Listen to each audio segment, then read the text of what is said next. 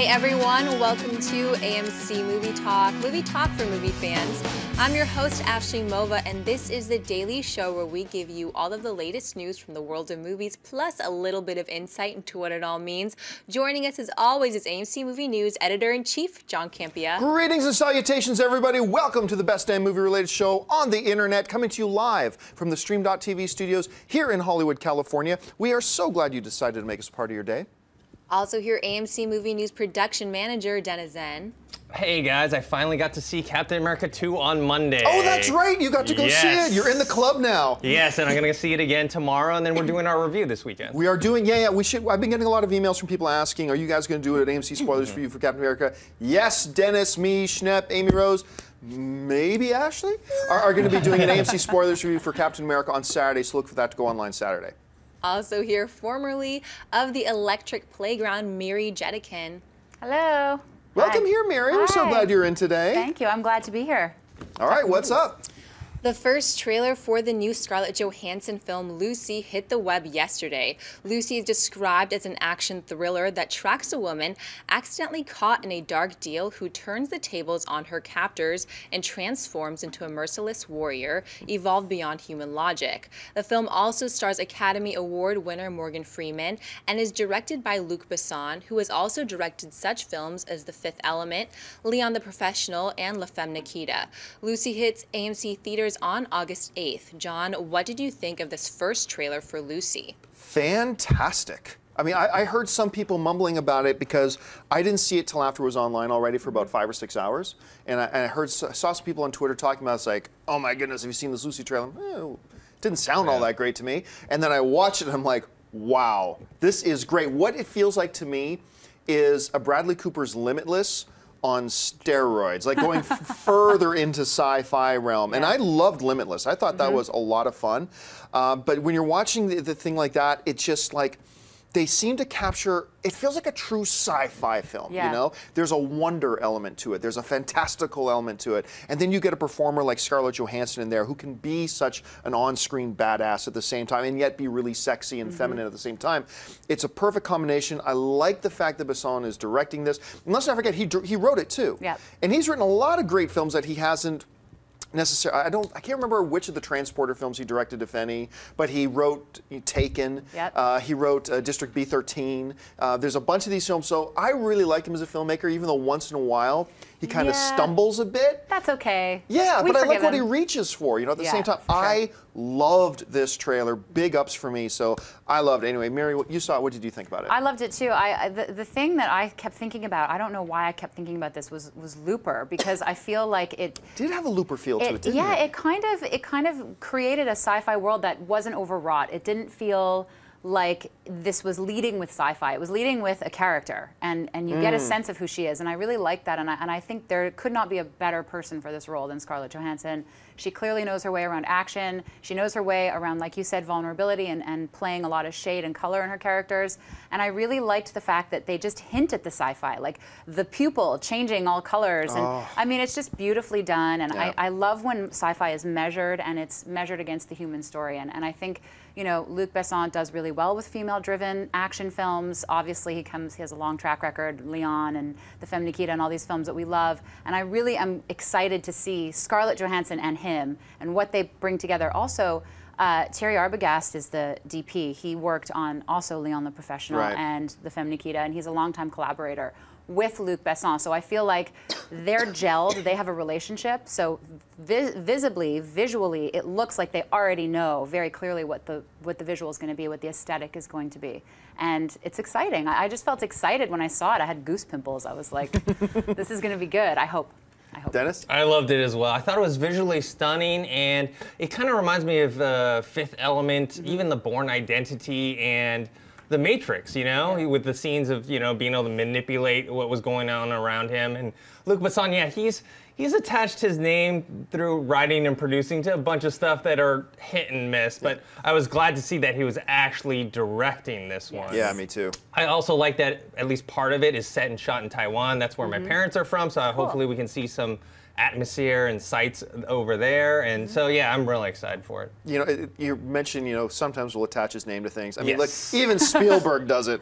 Even Spielberg it's will, for a true. paycheck, will just Yes. say, yeah, go ahead, put my name on. But that scene, you guys are talking about that one scene too, when she just walks in that crowded hallway and there's that one guy with the gun at the end and like 50 people in the hallway and she just goes, and everybody just drops. Very Matrix. Yeah. Yeah, it's Felt amazing. very cool. I All have right. I have shivers. I'm like, What's oh, I can't next? wait. 1 week after Lucy opens, the third installment of the Sylvester Stallone series, The Expendables, hits AMC theaters. A new set of character posters has hit the web from the upcoming film. Dennis, what do you think of these new character posters? I'm not a fan. Me and John are MMA fans, and so I was going on the Bleacher Report looking for some news, and I saw it's like Ronda Rousey's Expendables 3 poster comes out, and I looked at it really quickly, and I was like, oh, cool. There's like a behind-the-scenes shot that they did to tease the poster.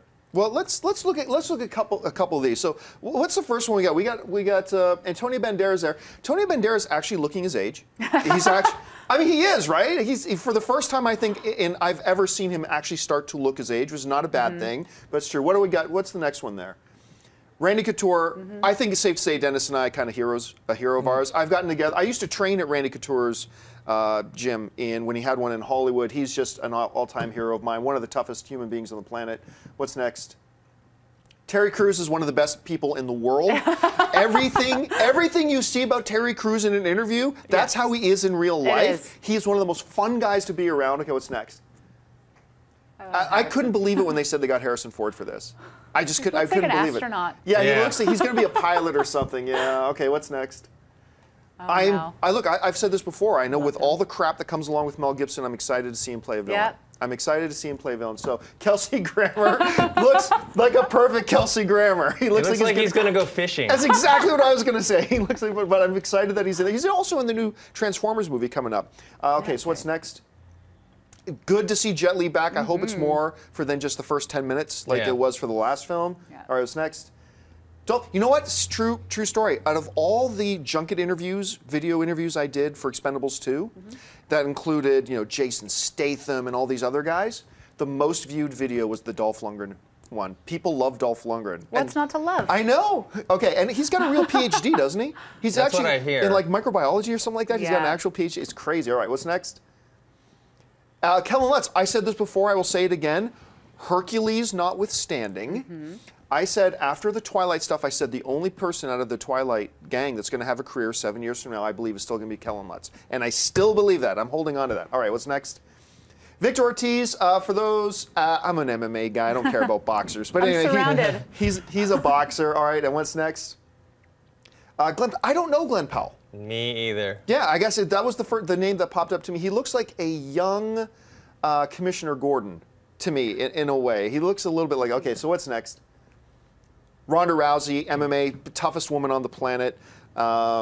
Probably the toughest woman there has ever walked the face of the earth is actually probably Ronda Rousey. So I was really excited to see that she's going to be in this. And are there any more? Of course. And of course, and Arnold. And I did not mind. I did not mind Sabotage. I know a lot of people really hated it. I had mixed feelings about Sabotage. Yeah. Some parts I really liked, some parts I didn't, but it didn't deserve what it got at the box office. No, it didn't deserve to bomb that much. All right, and was that the last? Oh, no. Wesley's looking good. He almost looks like he's going to do Blade 4. Doesn't he a little bit? Doesn't he a little bit like he's well, getting he's holding a blade, so yes. And lots of knives. The arms are looking good. He's just Yeah. missing that kind of douchey goatee. He kind of has the white man can't jump face, though, right He now. does. He totally Sort does. of like, you know, looking at Woody Harrelson, like you can't play ball. What else? Is there any more there? Oh, and of course, Sylvester. I mean, jeez, look Look at those veins. I know, and those are real. Those aren't disturbing. photoshopped. They're real. It's like Keith Richards or Iggy Pop. It's like Iggy Pop with those veins. It's weird. Sorry. And then of course the kind of the action, the modern action hero in all this is Jason Statham, who I love. I love Statham. Yeah, and is he that gets the it last done. one?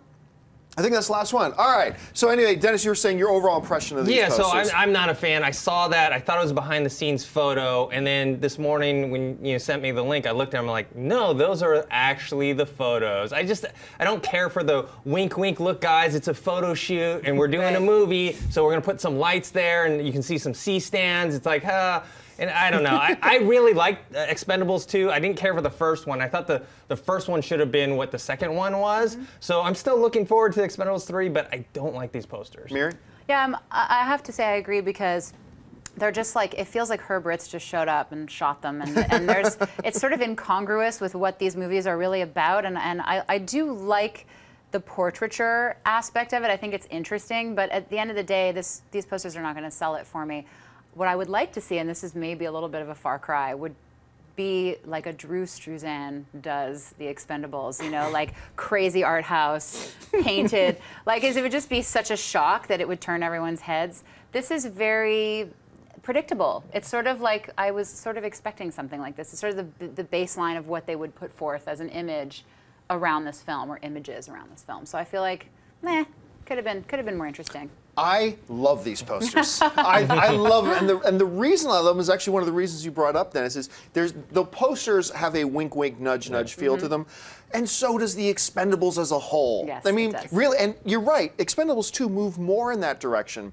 That they just, you know what? Let's get rid of the stupid, you know, Mickey and Sylvester having the deep, dark discussion in the tattoo chair. Yeah. Let's get rid of that feeling and just go, look, we are a ridiculous big explosions action movie that no one's going to take seriously. They're all coming to have fun. Wink, and they went in that wink, wink, nudge, nudge direction. And I think that's the reason I like these posters so much. But I can totally see why you guys don't. All right, folks. We have reached that part of the show called Buy and Sell. Here's how this works. In front of her, Ashley's got a few other items in the world of movie news in front of her, and she's going to run them down. Then Miri, Dennis, and I are simply going to say whether we buy it or sell it. So, Ashley, what do we got? If you're one of those people who have dreamt of one day being able to go to the theaters to see a Paul Blart Mall Cop sequel, then your dreams are coming true. Columbia Pictures has officially announced that Paul Blart 2 will hit theaters on April 17, 2015, and will apparently see Paul as a security guard in Las Vegas. Miri, buy or sell the idea of a Paul Blart 2? Well, I mean, this is a hard sell for me. This is a hard sell, and I'm going to tell you why. First of all, Paul Blart Mall Cop was a $26 million budget that went on to make $183 million at the box office. Yeah. So really, whether I buy or sell it is irrelevant. They're going to make a sequel. This is a bottom line, financially driven decision that I think the studio is making. I get it. You know, filmmaking is a business. They have to meet their numbers. They have to have a couple of sure bets every year in their slate, and I think they're probably feeling this could be one of those. However, James Wan's Fast and Furious 7 is coming out, I believe, the week before or the week after. The week before. So, yeah, so this could actually be a huge financial disaster, because I think everyone and their mother is going to run to see Fast and Furious 7, not least because Paul Walker is no longer with us, and I think people want to go, and people are huge fans of James Wan, and they want to see what he's going to do with the franchise and all that stuff. So I feel like this is a hard sell for me. I did not like Paul Blart Mall Cop. I will never get those 2 hours back again. I'm okay with Kevin James, but you know, even the premise is sort of, it feels like very thrown together. He's going to Vegas for a security guard expo, and hijinks ensue. Exactly. It's sort of, it just feels a bit silly to me, and I would love to see studios not just do bottom line decisions. I would love to see them maybe take more risks and shy away from sequels that we know are probably maybe not going to be that interesting. Like, put the money towards new IP, or put the money towards, you know, another sequel of something like Looper 2. I would go see Looper 2 just to bring Looper up again. Dennis? I buy the idea the studio is going to make this movie for the reasons that you said. It cost like $25 million, made $183 worldwide. I personally am not interested in seeing it, but I'm not the audience for it. Exactly. And the studio does need to make their money, and I don't think Fast 7 is going to take away too much from this movie, because I think it's a totally different audience. Good point, yeah. I'm going to sell this entirely, but I completely understand why the studio is doing it. I mean, look, whether we like it or not, the reality is that the audience votes for what they want to see with their dollars. And Kevin James, and by the way, I like Kevin James. Yeah, he's good. He's a really good, when you listen to his story about coming to Hollywood and what, I mean, it's an inspiring story. He's a very, very cool guy. I hated this movie. No doubt about it. It shouldn't be made, but he has a following that people want to see it. Now, will this make 183 million worldwide? No, it won't, because even the audience rating for Paul Blart was low. It wasn't just a critic rating; the audience rating was low. So it's not going to make as much, but they don't need it to make as much. No. Right. You know, they can make this film for probably 35 million because he's going to get a bit of a pay bump. 35, 40 million. It's going to make 140. You know, and everybody will be happy, and the audience once again votes that they want to see it because they pay to buy the tickets. So I sell it, but I can totally understand. And let's keep in mind too. It is these financially successful films like Paul Blart Mall Cop. It hurts to say that. It is these financially successful films that pay for these riskier films that the studios can then take risks on. So, I mean, maybe without Paul Blart, there is no Looper 2. I mean, who knows? Wow. All right, what's next? According to The Hollywood Reporter, actor Zac Efron has been chosen to lead the upcoming John Grisham novel adaptation of The Associate. Kyle has a dark secret. The secret, though, falls into the hands of the wrong people, and Kyle is forced to take a job he doesn't want, even though it's a job most law students can only dream about. Kyle becomes an associate at the largest law firm in the world, where in addition to practicing law, he's expected to lie, steal, and take part in a scheme that could send him to prison, if not get him killed. John, buy or sell The Sounds of The Associate? I buy it. I'm a big fan of a lot of the film adaptations for John Grisham's novels, where you're talking about The Firm, A Time to Kill, Rainmaker, The Client. There's been a bunch of them that I've really liked. I like the whole motif. Be interesting to see him write a book that isn't revolving around lawyers at some point. But hey, write what you know. And I've been on record before. I am a fan of the acting ability of Zac Efron. Am I a fan of many of his films? No, I am not. Although I am a fan of Neighbors, and we'll get to Neighbors on another show. But I'm a fan of him as an actor. I think he will fit in very well with the John Grisham style. I think this is a good fit, a good role for him. So for me, it's a buy. Dennis? I tentatively sell it. Not because I hate Zac Efron or anything like that, just the synopsis just sounds very generic and very vague. It's like he's a lawyer and stuff happens to him. Really? It's a movie, you know? It kind of reminds me, just this purely off the synopsis, we haven't seen the trailer yet, but it kind of reminds me of, oh, is this going to be a Paranoia Part 2? You know, with Liam Hemsworth, Gary Oldman, and Trying Harrison to forget Ford. that movie. Yeah. Thank you so much for bringing it up again. So I really appreciate that. for now, I'm going to sell it. You know, I do wish that the next poster, or the first official poster, would be The Associate. Zac Efron is a lawyer and stuff happens to him. I would love to see that on a poster. That would be great. Miri, Fortunately, this is not a remake of the 1996 The Associate with Whoopi Goldberg, although that could be fun too. I'm going to buy it. I'm going to buy it for the same reasons, John, that I think you listed. One of which is it's kind of an interesting choice for Zac Efron, because if you look back at the Grisham film adaptations, you've got Tom Cruise, you've got Matt Damon. He's obviously making this decision knowing very well that these guys who are untouchable in Hollywood now, this was one of their stepping stones. This was one of the things they did to get to where they are now. So I think it's actually a very smart decision on his part. I agree with you. I think he's got amazing screen presence. He's got charisma. He's got looks for days. You know, I think he's still growing as an actor, and I think I certainly wouldn't throw the baby out with the bathwater on him. I think he's one to watch, and I think I would definitely be curious to see this. However, to your point about Paranoia, it's all in the direction. It's all in the choices they make with script and with editing and with just the overall look and feel of the film. That can make or break this. So it's anyone's guess. All right, what's next? According to a report from Nerdist, the Fantastic Four won't just be battling Doctor Doom in the upcoming reboot, but also this infamous Doombots. Doombots are exact duplicates of Doctor Doom that have been used in combat against the heroes of the Marvel Universe, or in place of the man himself in a situation he couldn't physically be present for. Dennis, buy or sell the idea that we could see Doombots in the upcoming Fantastic Four? I'm going to sell it because I think it's too soon. It's one of those things where we're being introduced to a new Doom. We're going to see a new costume/armor.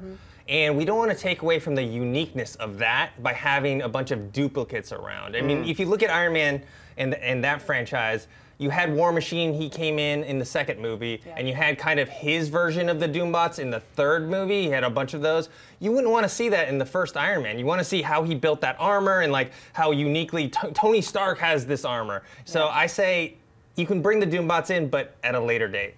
Yeah, that's a good point. I'm going to buy this, and the reason I'm going to buy this is because of this. When you got a collection of superheroes like the Fantastic Four, you need cannon fodder.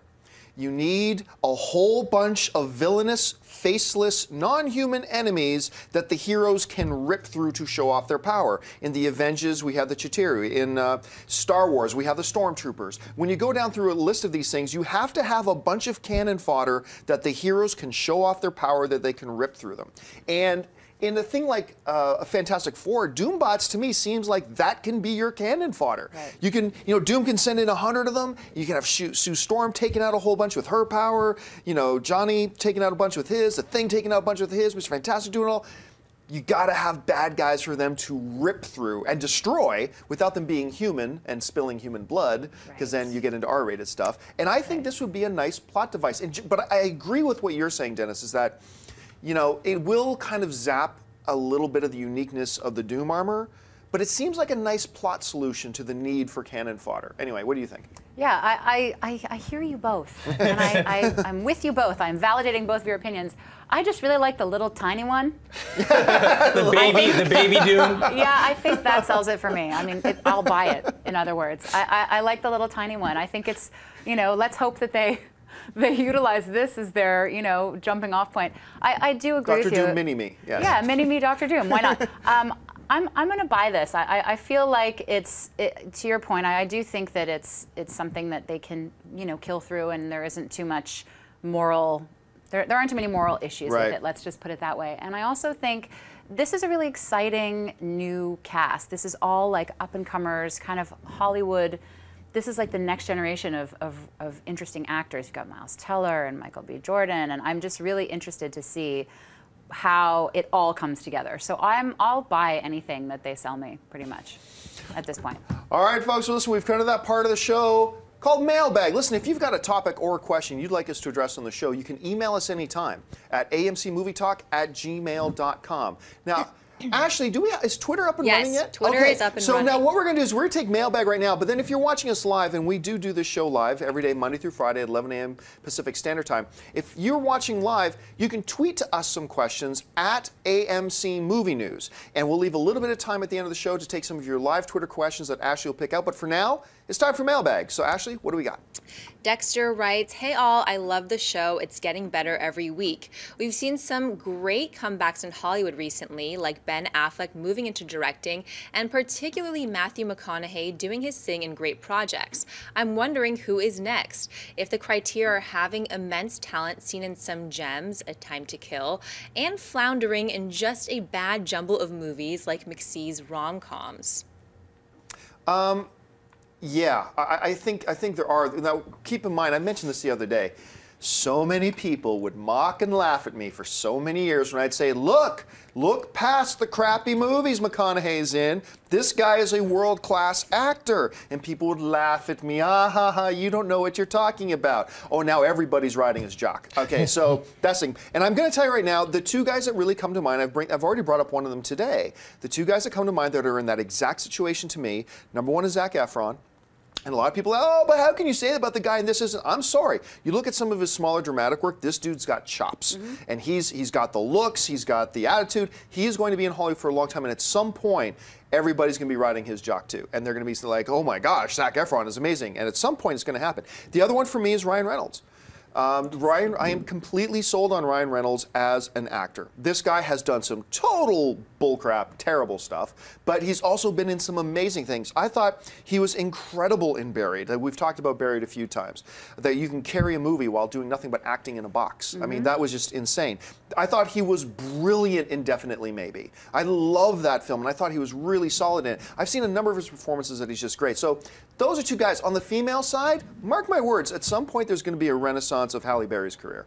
I think Halle Berry, I think we have forgotten, has there ever been a career that you can think of that got killed more quickly and more abruptly from one film than Halle Berry's momentum did with Catwoman? Elizabeth Berkley, Showgirls, unfortunately. But did she have a real strong thing going before she didn't. that? I mean, she wasn't A-list. Cuba Gooding Jr. and Snow Dogs. That's a good one too, yeah. You do that movie after you win an Oscar, it's over for you. Yeah. Yeah, that's so sad. But can you think of anybody else that you think that people are really underselling right now that you think in a few years are going to be like top of the mountain? Well, I had two names. One, you already mentioned Ryan Reynolds, so I'm not going to get into it because you covered it well. The other one is Vince Vaughn. People people don't know that Vince Vaughn actually is a really good actor. If you've seen this movie back in the day that he did with Joaquin Phoenix called Return to Paradise, you see him act, and very well.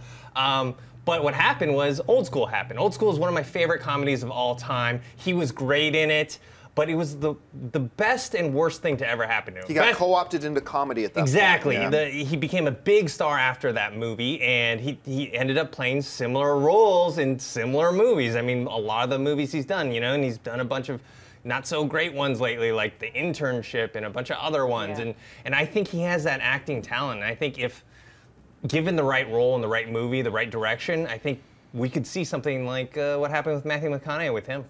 Do you think anybody off the top of your head that comes to mind? Well, I have two. They're older dudes, though. I mean, we talked about him today, and we're maybe going to see this happen with him. Mel Gibson, this is sort of more that he's been mired in a lot of personal issues.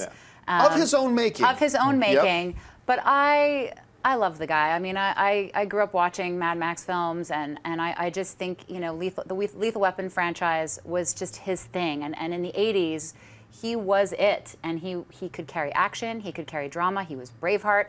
And I just would really like to see him kind of back in the spotlight a little bit, maybe making some good choices and doing things that make people remember why he was such a giant star back in the day, because he has it. He still has the looks. I mean, he's an older guy, and he still has the chops. It would just be nice to kind of see him maybe make some really interesting choices and do some stuff that makes our heads turn. The other one, you're going to laugh at me, is Jim Carrey, because No, I don't. I'm not laughing at you. I would love to see Jim Carrey become the Truman Show, you know, Andy Kaufman actor that he was for a minute there. He was actually the guy that stepped out of comedy and did drama and did it really well. And I know he has it in him. I would love to see him do that. Maybe because I'm Canadian and I have a little soft spot for We'll Canadians. see what happens once Dumb and Dumber 2 comes out, because that could do one of two things. It could completely kill it, or it could really relaunch him again. It would be cool. With the Mel Gibson thing, you know, I'm a sucker for comeback stories. Look, this dude put himself in a PR nightmare, and no one can make any excuses for him. Everything, all the crap he's gone through is his own fault. Absolutely. But let's not forget, he is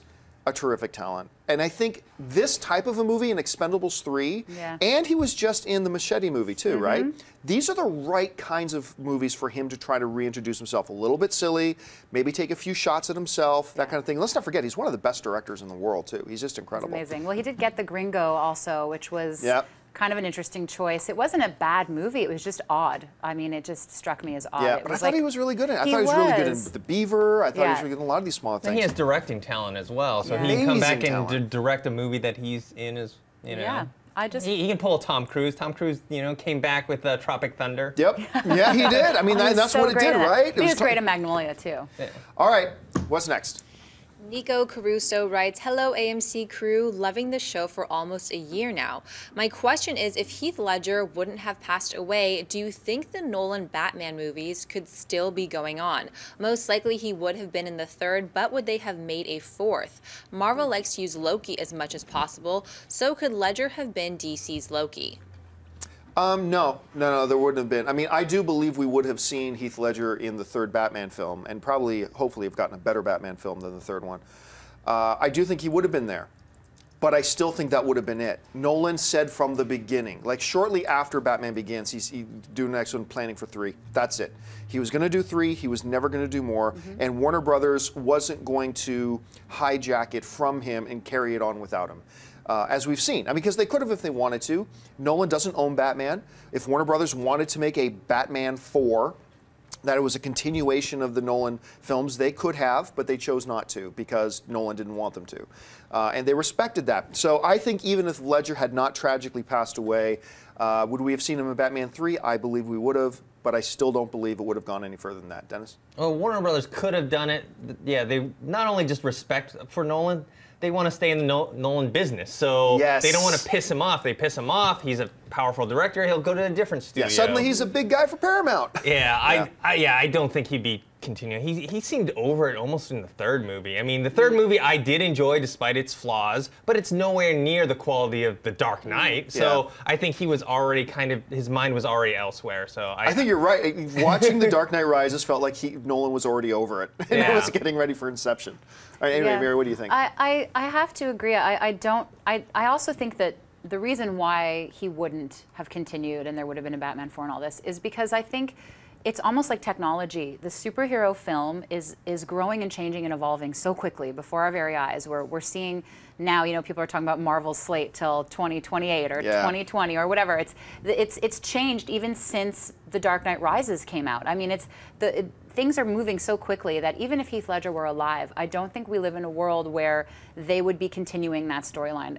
Christopher Nolan was done. Now they're building out a new DC universe with Superman versus Batman, and they're doing all these other things. I don't think that the shelf life for the films in general would have lasted. I think it was done. I think for all the reasons you guys have said, and also because of where superhero films are going. All right. Well, listen, folks, we said we were going to leave a little bit of time for some Twitter questions. We are. We're going to answer them very rapidly here, so we'll try to get through a few of them here because we only got a few minutes left. So, Ashley, what do we have?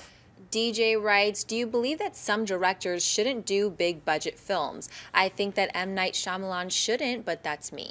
I think directing is still just storytelling. And whether it's a giant, like Kevin Feige was in here and talked with us. He's like, hey, why'd you get James Gunn, a guy who's just done really smaller films? And Kevin Feige said it best, because it doesn't matter what the budget is. Directors are storytellers. And if we need to get great visual effects supervisors with them to bring their vision to the screen, then we'll do it. Really, it doesn't matter. If a director is a good storyteller, he's a good storyteller, whether it's a $5 million budget or a $150 million budget. What do you guys think? I think the biggest obstacle for a director isn't like so much, oh, it's small or big. It's versus once it's a big budget, how much control do they have over it against the studio or the people that are above them? That's the big thing, because then you get into a situation where people are fighting with each other and the vision gets lost. Mary? Well, there's so much that goes into making a film that it's not just the director. It's the studio, it's the producers, it's the money, it's the writer, it's the actors in some cases. So I feel like I'm totally open to a director that's only done small films doing bigger films. But you're right, I think they need a good team. I think they need people around them, an infrastructure around them that can support them in their vision and also help them, step into the big leagues. All right, what else we got? Stacey Choco writes, I was wondering what sequels you think should never have been made. Oh, God. One of the ones this isn't the worst sequel ever made by any stretch of the imagination, but one of the things that really jumped out to me when thinking about sequels that should not have been made was Analyze That. Because Analyze This was such a refreshing, surprisingly amazing Billy Crystal, Robert. It was the first film that Robert De Niro did that made me go, holy crap, this guy can do comedy. Yeah. And then they made Analyze That. And it just killed. And then one of the worst films in cinematic history, following up one of my favorite films in cinematic history, The Highlander 2. That should never, ever, ever have been made. What jumps to your guys' minds when you hear sequels that should not have happened? Hangover 2 for me. Yeah. Hangover, I mean, that was such a great supernova of a film, the first one, and it wasn't a comedy people were expecting was going to do so explosively well, and it did, and it was great, and it was fun, and then The Hangover 2 was just like a nosedive. It was just so a carbon sad. copy nosedive. Yeah. Yeah, I mean, Highlander 2 and Hangover 2, those are two good examples. I mean, not that this was absolutely terrible, but I just thought Batman Returns was such a drop in quality from the first Batman. It was. You know, I was so disappointed because at that time, Batman was one of my favorite movies, and I was like, Batman Returns, and I watched it, I'm like, that's it? That's what I've been waiting for all these years? But I will never, ever regret that we got Michelle Pfeiffer in a Catwoman costume. No. That's good for me. All right, let's take two more. Yeah.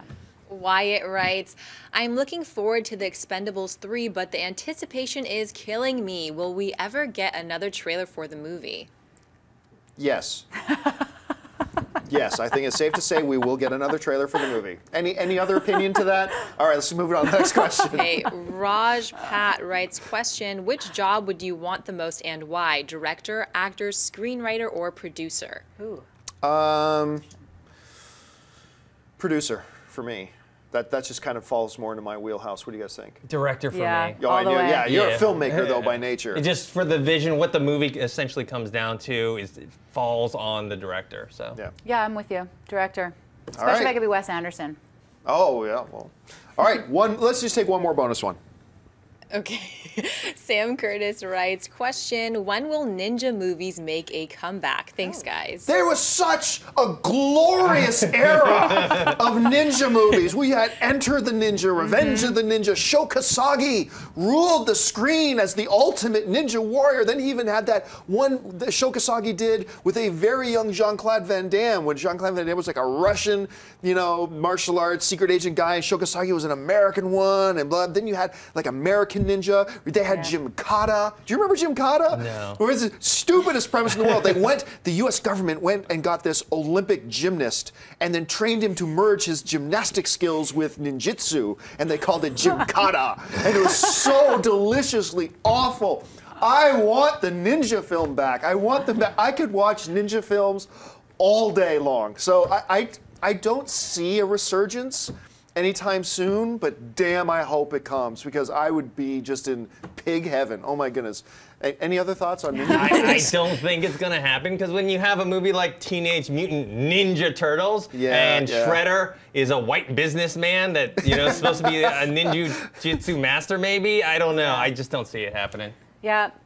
I think maybe also it's a little too specific a genre in a time when genres are blending and morphing and changing, and we're seeing a lot of action in a lot of different ways. People are infusing action films with elements of all these different westerns and parkour, and we're seeing so much go into one film that I think just making a ninja movie is not something that a studio could justify, because it's just too big a risk, even though it would make you very happy. It would make me so happy. So happy. Okay, folks, that'll do it. We're all out of time. Thanks a lot for joining us today. Listen, don't forget, lots of great movies playing at AMC Theaters right now. Head on over to www.amctheaters.com for your theater, showtime, and movie ticket information. I know I'm going to go see Captain America again tonight, but that's just me. But also, listen, if you want an audio-only podcast of this episode, look in the description of this video, and you'll find links to our Stitcher and our iTunes, so you can just listen to us on the way to work. And don't forget, subscribe to this YouTube channel, click the thumbs up button, and all that jazz. I want to thank, first of all, the people sitting at the desk for me. First of all, sitting across from me here, the production manager of AMC Movie News, Mr. Dennis Zen. Dennis, where can people find you online? You guys can find me on Twitter at ThinkHero and on YouTube, ThinkHero Pro. Our special guest today, Miss Miri Jedikin. Miri, where can people find you online? People can find me at Miri the Jedi and on Twitter and Instagram. And of course, our lovely host today, Miss Ashley Mova. Ashley, where can people find you? You guys can find me on Twitter at Ashley Mova. Have a good one, guys. And you can find me on the various social media networks just at John Campea. Thanks a lot for joining us, guys. My name's John Campea for AMC Movie News, and until next time, bye-bye. If you like this video, be sure to give it a thumbs up, and don't forget to subscribe to AMC Movie News on YouTube. It's free and a great way to stay updated with all the latest movie news, and check out our daily show, AMC Movie Talk. Also, don't forget to check us out on Facebook and Twitter to stay in the loop for our special prizes, giveaways, and contests.